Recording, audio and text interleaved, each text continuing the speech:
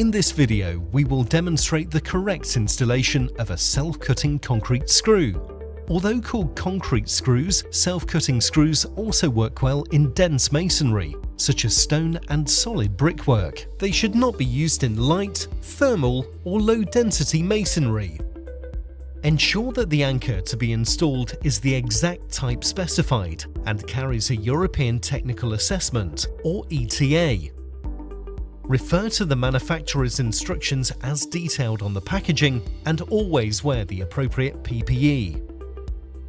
Make sure you have the correct tools for the installation, as shown here. Only use drill bits which carry the PGM mark of quality assurance.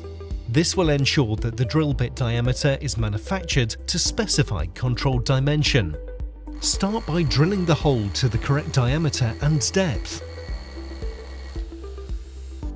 Thoroughly clean the hole by brushing and blowing to ensure that the drilling debris is removed from the hole.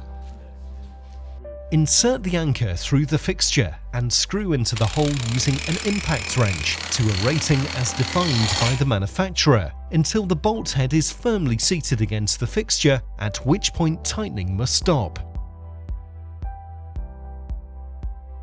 Always check the anchor for compliance. Drill to the correct diameter and depth.